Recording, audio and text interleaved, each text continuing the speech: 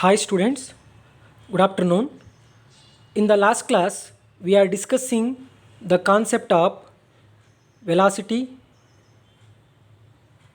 average velocity, instantaneous velocity, acceleration, uniform acceleration and non-uniform acceleration. So this video is continuation part of mechanics. So next concepts are Aristotle fallacy, Newton's laws of motion. So we will discuss in detail. First, I considered Aristotle fallacy. According to Aristotle, a force is necessary to keep a body is uniform motion. So according to Aristotle, so he said a force is necessary to keep a body is uniform motion. But later it was found that it was wrong, and correct statement is a force is necessary to keep a body in uniform motion to overcome the opposing force. So after that, Galileo he said a force is necessary to keep a body in uniform motion to overcome from the opposing force. So when the body is in uniform motion, net force on the body is equals to 0. So this statement was what Aristotle said, that statement becomes wrong. So we call Aristotle fallacy, and correct statement is a force is necessary to keep a body in uniform motion to overcome the opposing force. So uniform motion, net force on the body is equals to 0. So next the concept is inertia. Inertia means the inability of a body to change its state by itself is called inertia. So inertia means if the body is in at rest, means unless or until if you apply force, body is in at rest position only. If the body is in at motion, means body is in a motion only. So that concept we call inertia. So inertia tells the inability of a body change its state. So change its state means here rest or motion by itself is called inertia. So greater is the mass, greater is the inertia. So mass is the measure of inertia. So we are considered mass is the measure of is inertia concept. So now in inertia we are observing three concepts, that is inertia of rest, inertia of motion and inertia of direction. So now we will see one by one. So first concept is inertia of rest.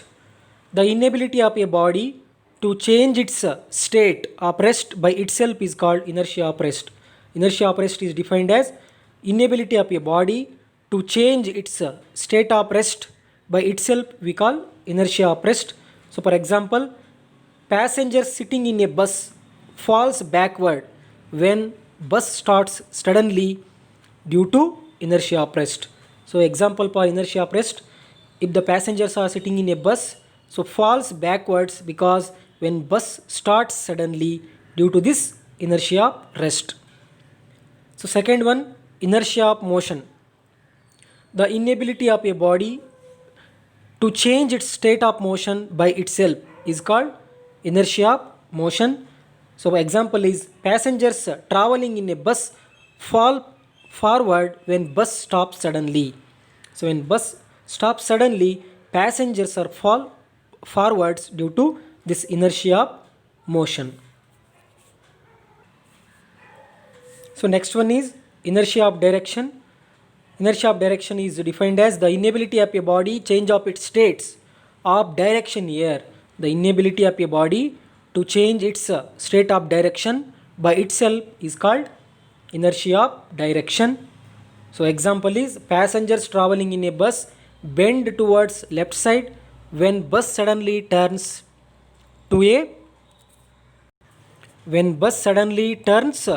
towards right side due to inertia of direction. Students, example for inertia of direction is passengers traveling in a bus bend towards left side when bus suddenly turns towards right side. So when bus suddenly turns towards right side, so passengers are bent towards left side due to inertia of direction. So by observing these three inertias types of inertia, that is inertia of rest, inertia of motion, and inertia of direction. Newton framed laws. That laws was Newton's first law of motion, Newton's second law of motion, and Newton's third law of motion. So Newton proposed three laws to explain motion of a body, that is Newton's first law of motion, Newton's second law of motion, and Newton's third law of motion. So now I consider Newton's first law of motion.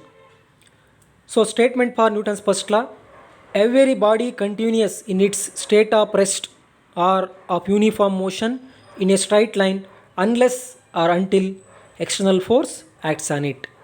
So according to Newton's first law, the statement says that every body continuous in its state of rest or uniform motion in a straight line unless compelled by some external force to change the state. So unless or until some external force acts on it, so otherwise the body performs continuous rest or continuous motion. So explanation for this: the first part says that if we leave an object at rest, it will remains at rest if it does not disturb. So the first part of the statement says that if we leave an object at rest, it will remains at rest only if it is not disturbed. Similarly, if the body is moving with constant velocity, it will continuously motion, but this disagrees with our daily experiences. A rolling ball will come to rest on a rough ground, but the same ball travels more distance on a polished floor. This is because of force of friction.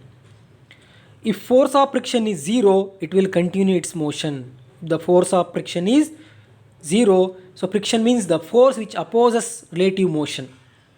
So that force, if zero, means the body will continue in motion. So if there is no opposing force, body in motion continues its motion.